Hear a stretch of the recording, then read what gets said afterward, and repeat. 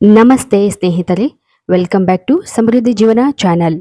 ಇವತ್ತಿನ ದಿನ ಉತ್ತಮವಾದಂತಹ ಸಲಹೆಯೊಂದಿಗೆ ಈ ಒಂದು ವಿಡಿಯೋವನ್ನು ಆರಂಭ ಮಾಡೋಣ. ವಾಸ್ತುಶಾಸ್ತ್ರದಲ್ಲಿ ಬೆಳ್ಳುಳ್ಳಿಯನ್ನು ಅದೃಷ್ಟದ ಸಂಕೇತವೆಂದು ಹೇಳಲಾಗುತ್ತದೆ. ನಿಮಗೆ ನಿದ್ರೆಯ ಸಮಸ್ಯೆಯಿಂದಾಗಿ ರಾತ್ರಿ ಇಡೀ ನಿದ್ರೆ ಬಾರದೆ ಇದ್ದರೆ ಅಥವಾ ಹೆಚ್ಚು ನಕಾರಾತ್ಮಕ ಶಕ್ತಿ ಹೊಂದಿದ್ದರೆ ಮನೆಗಳಲ್ಲಿ ರಾತ್ರಿ ಮಲಗುವಾಗ ಸ್ವಲ್ಪ ಬೆಳ್ಳುಳ್ಳಿಯನ್ನು ನಿಮ್ಮ ದಿಂಬಿನ ಕೆಳಗೆ ಇರಿಸಿ ಮಲಗುವುದರಿಂದ ನಿಮ್ಮ ಸುತ್ತಲೂ ಒಂದು ಪಾಸಿಟಿವ್ ಎನರ್ಜಿ ಸೃಷ್ಟಿಯಾಗುತ್ತದೆ. ಇದರಿಂದಾಗಿ ನೆಮ್ಮದಿಯ ನಿದ್ರೆಯೂ ಕೂಡ ನಿಮ್ಮದಾಗುತ್ತದೆ. ಸ್ನೇಹಿತರೆ, ವೆಲ್ಕಮ್ ಬ್ಯಾಕ್ ಟು ಸಮೃದ್ಧಿ ಜೀವನ ಚಾನೆಲ್. ಕೇವಲ 11 ದಿನದಲ್ಲಿ ನಿಮ್ಮ ಜೀವನವೇ ಬದಲಾಗುತ್ತದೆ. ಸ್ನೇಹಿತರೆ, ನಾವು ಇವತ್ತಿನ ದಿನ ಸರಳವಾಗಿ ಹಾಗೂ ಸುಲಭವಾಗಿ ಒಂದು ಉತ್ತಮ ವಿಧಾನದಲ್ಲಿ ಮ್ಯಾನಿಫೆಸ್ಟೇಷನ್ ಅನ್ನು ಮಾಡುವುದರ ಮೂಲಕ ನಮ್ಮ ಇಚ್ಛೆಗಳನ್ನು ಹೇಗೆ ಪೂರೈಸಿಕೊಳ್ಳಬಹುದು ಎಂಬುದರ ಬಗ್ಗೆ ತಿಳಿಯೋಣ. ಕೇವಲ 11 ದಿನದಲ್ಲಿ ನಿಮ್ಮ ಜೀವನವೇ ಬದಲಾಗುತ್ತದೆ. ಸ್ನೇಹಿತರೆ, ನಿಮಗೆ ಗೊತ್ತಾ, ಕೇವಲ 11 ದಿನದಲ್ಲಿ ನೀವು ಅಂದುಕೊಂಡಂತಹ ಎಲ್ಲ ಕೆಲಸಗಳು, ಆದರೆ ಲವ್, ಸಕ್ಸಸ್, ಮನಿ, ಪವರ್ ಎಲ್ಲ ಕೂಡ ಸಿಗುತ್ತದೆ. ಆದರೆ ಇವತ್ತಿನ ದಿನ ನಿಮಗೆ ನಂಬಲು ಸಾಧ್ಯವಾಗದ ಅಸಾಧಾರಣವಾದಂತಹ ರಿಸಲ್ಟ್ ಅನ್ನು ಕೊಡುವ ಒಂದು ಮ್ಯಾನಿಫೆಸ್ಟೇಷನ್ ರೆಮಿಡಿಯ ಬಗ್ಗೆ ಹೇಳಲಿದ್ದೇವೆ. ಸ್ನೇಹಿತರೆ, ಇದು ಒಂದು ಸಣ್ಣ ಚಿಕ್ಕ ಪರಿಹಾರ, ಆದರೆ ನಿಮ್ಮ ಜೀವನವನ್ನು ಬದಲಿಸಬಲ್ಲದು. ಅದಕ್ಕಾಗಿ ಈ ಒಂದು ವಿಡಿಯೋವನ್ನು ಪೂರ್ತಿಯಾಗಿ ನೋಡಿ. ತುಂಬಾನೇ ಉಪಯುಕ್ತವಾದಂತಹ ಒಂದು ವಿಧಾನ ಅಥವಾ ಪರಿಹಾರವಾಗಿದೆ. ಕೆಲವು ವರ್ಷಗಳ ಹಿಂದೆ ಒಬ್ಬ ಬಡ ಮಹಿಳೆ ಕೆಲವೇ ವರ್ಷಗಳಲ್ಲಿ ತಿಂಗಳಲ್ಲಿ ಸಾಕಷ್ಟು ಹಣ ಸಂಪಾದಿಸಿದರು. ಐಷಾರಾಮಿ ಜೀವನವನ್ನು ನಡೆಸಿದರು. ಇದು ಪ್ರತಿ ವರ್ಷ ಅವರ ಸಂಪತ್ತು 2ರಷ್ಟು ಹೆಚ್ಚಾಗುತ್ತಾ ಹೋಯಿತು. ದಿನೇ ದಿನೇ ಅವರ ಆರ್ಥಿಕ ಪ್ರಗತಿಯಲ್ಲಿ ಎತ್ತರದ ಮಟ್ಟಕ್ಕೆ ತಲುಪಿತು. ಆದಾಯವು ವಿವಿಧ ಮೂಲಗಳಿಂದ ಅವರ ಬಳಿ ಹರಿದು ಬಂದಿತು.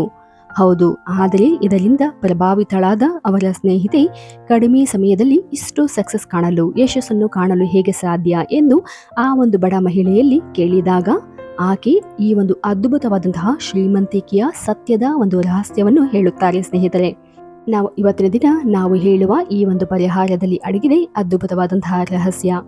ಈ ಬಡ ಮಹಿಳೆ ಹಲವಾರು ವರ್ಷಗಳಿಂದ ಬಡತನದಿಂದ ಬಳಲುತ್ತಾ ಇದ್ದು ವ್ಯಾಪಾರದಲ್ಲಿ ನಷ್ಟ ಹಾಗೂ ಮಾನಸಿಕ ಒತ್ತಡದಿಂದ ಹೊರಬರಲು ಈ ಒಂದು ಪರಿಹಾರವನ್ನು ಮಾಡಿರುತ್ತಾರೆ. ಅಂದರೆ ಪ್ರತಿದಿನ ರಾತ್ರಿ ಮಲಗುವ ಮುನ್ನ ಸ್ವಚ್ಛ ಬಟ್ಟೆಗಳನ್ನು ಧರಿಸಿ ಉತ್ತರಕ್ಕೆ ಮುಖ ಮಾಡಿ ಅಥವಾ ಪೂರ್ವಕ್ಕೆ ಮುಖ ಮಾಡಿ ಕುಳಿತು ಈ ಒಂದು ಪರಿಹಾರವನ್ನು ಮಾಡಬೇಕಾಗುತ್ತದೆ. ಅಥವಾ ಇದನ್ನು ನೀವು ದೇವರ ಮನೆಗಳಲ್ಲಿಯಾದರೂ ಕುಳಿತು ಈ ಒಂದು ಪರಿಹಾರವನ್ನು ಮಾಡಬಹುದು. ಇದನ್ನು ನಿರಂತರವಾಗಿ 11 ದಿನಗಳ ಕಾಲ ರಾತ್ರಿ ಸಮಯದಲ್ಲಿ ಮಾಡಬೇಕಾಗುತ್ತದೆ. ಮಧ್ಯೆ ನಿಂತರೆ ಮತ್ತೆ ಹೊಸದಾಗಿ ಈ ಒಂದು ಪರಿಹಾರವನ್ನು ಆರಂಭ ಮಾಡಬೇಕು. ಹೌದು, ಉತ್ತರಕ್ಕೆ ಅಥವಾ ಪೂರ್ವಕ್ಕೆ ಮುಖ ಮಾಡಿ ಕುಳಿತು ಮಹಾಲಕ್ಷ್ಮಿ ದೇವಿಯ ಫೋಟೋವನ್ನು ಇಟ್ಟು ಧ್ಯಾನಿಸಬೇಕು. ಹೌದು, ಪ್ರಾರ್ಥನೆಯನ್ನು ಸಲ್ಲಿಸಬೇಕು. ನಂತರ ತುಪ್ಪದ ದೀಪವನ್ನು ಹಚ್ಚಿಟ್ಟು ಹಾಗೂ ಅದರ ಜೊತೆ ಒಂದು ಬಿಳಿ ಪೇಪರನ್ನು ತೆಗೆದುಕೊಳ್ಳಬೇಕು ಹಾಗೂ ಬ್ಲೂ ಕಲರ್ ಪೆನ್ನನ್ನು ತೆಗೆದುಕೊಂಡು ಈ ರೀತಿಯಾಗಿ ನೀವು ಈ ಒಂದು ಹಾಳೆಯಲ್ಲಿ ಬರೆಯಬೇಕು. ಅಂದರೆ ನಿಮ್ಮ ಸಮಸ್ಯೆಗಳನ್ನು ಈ ಒಂದು ಪೇಪರಿನಲ್ಲಿ ಬರೆಯಬೇಕು. Thank you universe for giving me, ಅಂದರೆ ನಿಮಗೆ ಎಷ್ಟು ಹಣ ಬೇಕಾಗಿದೆಯೋ ಅಷ್ಟು ಈ ಒಂದು ಹಣವನ್ನು ನನಗೆ ಬೇಕು, ನನಗೆ ಸಿಕ್ಕಿದೆ ಎಂದು ಬರೆಯಬೇಕು. ಹಾಗೂ ಅದರ ಜೊತೆ ಒಮ್ಮೆಗೆ ಹೆಚ್ಚು ಹಣವನ್ನು ಬರೆಯಬಾರದು. ಪ್ರಾಕ್ಟಿಕಲ್ ಆಗಿ ನಿಮಗೆ ಎಷ್ಟು ಹಣ ಬೇಕೋ ಅಷ್ಟನ್ನು ಮಾತ್ರ ಬರೆಯಬೇಕು.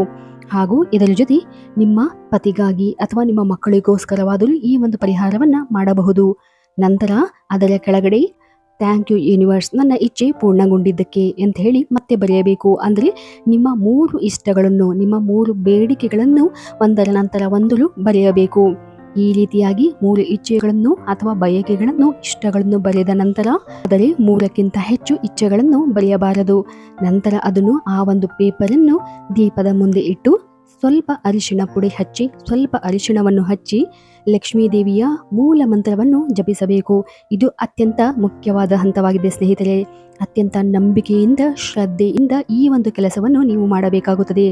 ಅಂದರೆ ಲಕ್ಷ್ಮೀ ದೇವಿಯ ಮಹಾಮಂತ್ರವಾದ ಶ್ರೀಂ ಬ್ರಿಜಿ ಎಂಬ ಈ ಒಂದು ಮಂತ್ರವನ್ನು ನೀವು 2ರಿಂದ 3 ನಿಮಿಷಗಳ ಕಾಲ ಜಪ ಮಾಡಬೇಕು.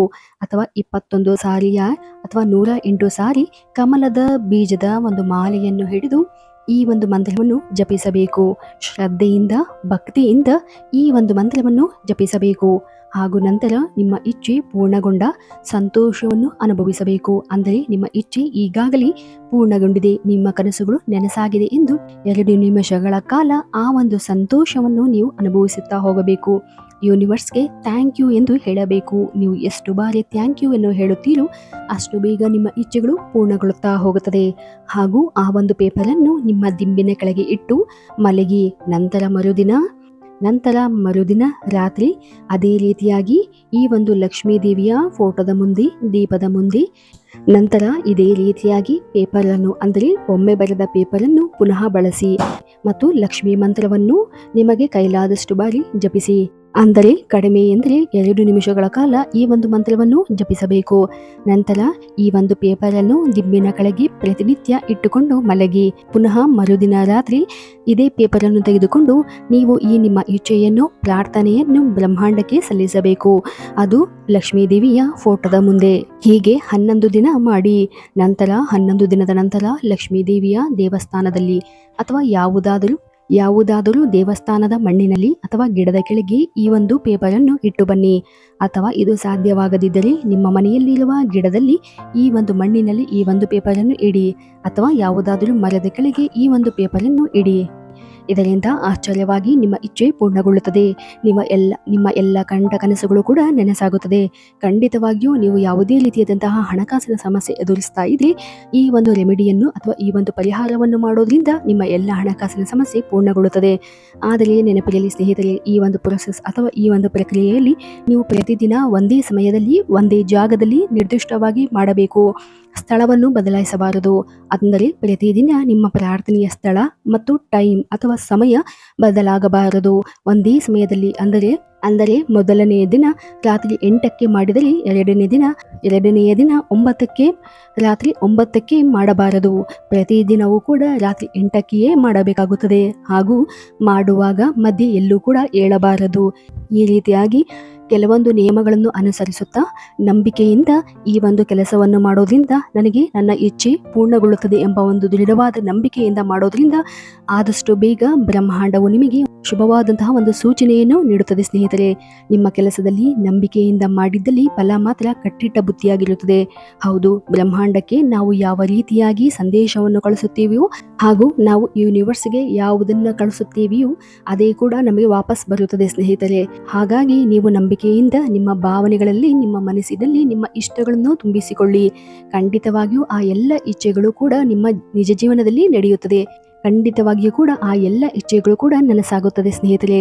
ರೀತಿಯಾದಂತಹ ಹಲವಾರು ಸರಳ ಆಧ್ಯಾತ್ಮಿಕ ವಿಚಾರಗಳಿಗಾಗಿ ಮತ್ತು ಇನ್ನೂ ಹಲವಾರು ಮ್ಯಾನಿಫೆಸ್ಟೇಷನ್ ಮೆಥಡ್ಗಳ ಬಗ್ಗೆ ತಿಳಿಯಲು ನಮ್ಮ ಚಾನಲನ್ನು ಸಬ್ಸ್ಕ್ರೈಬ್ ಮಾಡಿ.